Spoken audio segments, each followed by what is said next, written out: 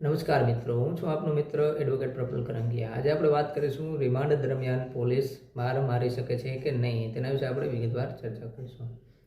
તો સૌથી પહેલાં એ જાણવું જરૂરી છે કે રિમાન્ડની માંગણી પોલીસ ક્યારે કરે છે અને કેવી રીતે કરે છે। તો સૌથી પહેલાં આપણે જાણીશું કે કોઈ વ્યક્તિ ઉપર જ્યારે એફઆઈઆર દાખલ થાય છે ત્યારે પોલીસ સૌથી પહેલાં પ્રાથમિક તપાસ શરૂ કરે છે। ગુનાની હકીકત અને ગુનાની ગંભીરતા ધ્યાને લઈ અને પોલીસ તે વ્યક્તિની ધરપકડ કરે છે। તમે ક્યારેક એવું જોયું હશે, એવું સાંભળ્યું હશે કે કોઈ વ્યક્તિને પોલીસ ફોન દ્વારા બોલાવી અથવા રૂબરૂ બોલાવી અને પોલીસ સ્ટેશને 2-4 કલાક બેસાડી રાખે છે અથવા આખો દિવસ પણ બેસાડી રાખે છે। તો આ ધરપકડ નથી। તમે એવું પણ સાંભળ્યું હશે કે કોઈ વ્યક્તિને પોલીસે 1 દિવસ કે 2 દિવસ પણ અમુક કિસ્સાઓમાં પોલીસ સ્ટેશને બેસાડી રાખેલ હોય છે। તો આ પણ ધરપકડ નથી। કાયદા મુજબ ધરપકડની એક પ્રક્રિયા ફોલો કરવાની હોય છે, જે પોલીસે કાયદા મુજબ જ વ્યક્તિની ધરપકડ કરવાની હોય છે। શું હોય છે કાયદા મુજબની પ્રક્રિયા જે પોલીસે ફોલો કરવાની હોય છે? તો ધરપકડ સમયે પોલીસને એરેસ્ટ મેમો તૈયાર કરવાનો હોય છે। તો આપણે જાણીશું કે શું હોય છે એરેસ્ટ મેમો। એરેસ્ટ મેમોની અંદર શું શું વસ્તુ હોય છે?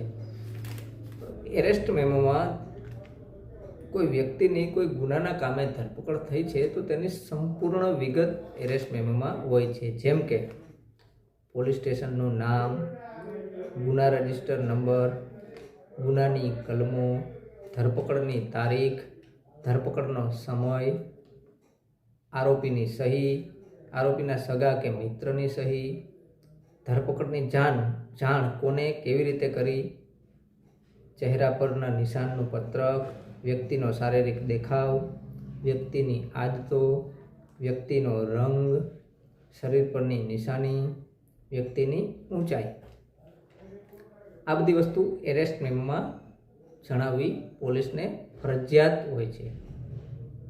હવે આપણે આની અમુક મહત્વની જે 2 વસ્તુઓ છે તેના વિશે આપણે વિગતવાર ચર્ચા કરીશું। ધરપકડની તારીખ અને ધરપકડનો સમય, આ 2 વસ્તુ મહત્વની છે। જેમ આગળ આપણે વાત કરીએ એમ તમે જોયું હશે કે કોઈ વ્યક્તિને ફોન દ્વારા અથવા રૂબરૂ પોલીસ સ્ટેશને બોલાવીને બેસાડી રાખે છે। ઇનડાયરેક્ટ રીતે તેમને ધરપકડ નથી કહેવાતી। ધરપકડ ક્યારે કહેવાતી ગણાય? જ્યારે પોલીસ અધિકારી કોઈ વ્યક્તિની ધરપકડ કરે ત્યારે જ્યારે એરેસ્ટ મેમો બનાવે ત્યારે તે ધરપકડ કાયદા મુજબ થયેલી ગણાય। અને એરેસ્ટ મેમોમાં જ્યારે કોઈ વ્યક્તિને બોલાવી હોય, માનો કે ધારો કે 10 વાગે કોઈ વ્યક્તિને બોલાવ્યો પોલીસ સ્ટેશને, કલાક, 1.5 કલાક, 2 કલાક પછી એમની એરેસ્ટ મેમોમાં સહી લે છે, તો એ એરેસ્ટ મેમોમાં 10 વાગે બોલાવ્યો હોય ને 12 વાગ્યાની એરેસ્ટ મેમોમાં સમય નાખ્યો હોય તો એ વ્યક્તિની કાયદા મુજબ 12 વાગે ધરપકડ થયેલી ગણાય। એટલે જ્યારે કોઈ વ્યક્તિની ધરપકડ થાય ત્યારે તેમને એરેસ્ટ મેમોમાં સહી કરતી વખતે ખાસ જોવાનું રહેશે કે તેમની ધરપકડ કેટલા વાગે થયેલી છે અને એરેસ્ટ મેમોમાં તેમની ધરપકડ કેટલા વાગે બતાવવામાં આવેલી છે। અમુક કિસ્સામાં એવું પણ બને છે કે ધરપકડ મેમોમાં સમય અથવા તારીખ લખેલી ન હોય, ફક્ત આરોપીની સહી પોલીસ પહેલાં લઈ લે છે અને પછી ધરપકડની તારીખ અને સમય નાખતા હોય છે, એવું પણ બતાવેલું હોય છે। ત્યારબાદ આરોપીની સહી, એટલે કે એરેસ્ટ મેમોમાં આરોપીની સહી ફરજિયાત છે। એટલા માટે કે જો આરોપીની સહી એરેસ્ટ મેમોમાં ફરજિયાત ના હોય તો પોલીસ પોતાની રીતે મન પડે તેમ એરેસ્ટ મેમો બનાવી શકે છે। વ્યક્તિની ધરપકડ ગમે ત્યારે કરી હોય અને ગમે ત્યારે એરેસ્ટ મેમોમાં અટક સમય બતાવી શકે છે। એટલા માટે આરોપીની સહી એરેસ્ટ મેમોમાં ફરજિયાત હોય છે। ત્યારબાદ આરોપીના સગા કે મિત્રની સહી પણ એરેસ્ટ મેમોમાં હોય છે। એટલા માટે કે ધરપકડ કરાયેલ વ્યક્તિને બંધારણીય અધિકાર આપવામાં આવેલો છે કે ધરપકડ કરાયેલ વ્યક્તિને સગા અથવા મિત્રને ધરપકડની જાણ કરવી। એટલા માટે એરેસ્ટ મેમોમાં ધરપકડ કરાયેલ વ્યક્તિના સગા કે મિત્રની સહી પણ હોય છે। ત્યારબાદ વ્યક્તિનો શારીરિક દેખાવ, ચહેરા પરનું નિશાન કે વ્યક્તિની આદતો કે એમની ઊંચાઈ, વ્યક્તિનો રંગ વગેરે પણ પોલીસ અધિકારીશ્રીને આ બધી વસ્તુઓ પણ એરેસ્ટ મેમોમાં દર્શાવવી ફરજિયાત હોય છે।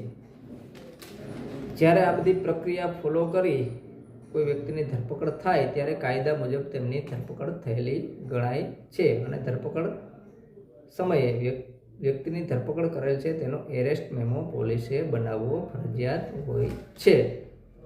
હવે આપણે જાણીશું કે કોઈ વ્યક્તિની કાયદા મુજબ પોલીસે ધરપકડ કરી તો ત્યારબાદ શું હોય છે તેમની પ્રક્રિયા. હવે કાયદા મુજબ જ્યારે કોઈ વ્યક્તિની ધરપકડ થાય ત્યારે પોલીસ 24 કલાક સુધી તે વ્યક્તિની તપાસ કરે છે. ટૂંકમાં કેસની તપાસ કરી અને સત્ય હકીકત બહાર લાવે છે. જો 24 કલાકની અંદર તે વ્યક્તિ પાસેથી પોલીસને કોઈ માહિતી ના મળે તો 24 કલાકની અંદર તે વ્યક્તિને મેજિસ્ટ્રેટ સમક્ષ રજૂ કરવો કાયદા મુજબ ફરજિયાત હોય છે. એટલે કે જ્યારે તે વ્યક્તિને 24 કલાકની અંદર મેજિસ્ટ્રેટ સમક્ષ પોલીસ રજૂ કરે છે ત્યારે જો પોલીસની તપાસ અધૂરી હોય કે કોઈ સત્ય હકીકત હજી બહાર લાવવાની બાકી હોય તો પોલીસ મેજિસ્ટ્રેટ સમક્ષ રિમાન્ડની માગણી કરે છે. હવે આપણે મહત્વના અને જે મેઇન પોઈન્ટ ઉપર જેના વિશે આજે આપણે વિગતવાર ચર્ચા કરવાની હતી તે પોઈન્ટ ઉપર આવ્યા છીએ કે રિમાન્ડ. પોલીસ રિમાન્ડ એટલે શું અને શું પોલીસ રિમાન્ડ દરમિયાન કોઈ વ્યક્તિને મારી શકે? તો એમનો જવાબ છે ના. રિમાન્ડ દરમિયાન પોલીસ કોઈ વ્યક્તિને કાયદા મુજબ મારી શકતી નથી.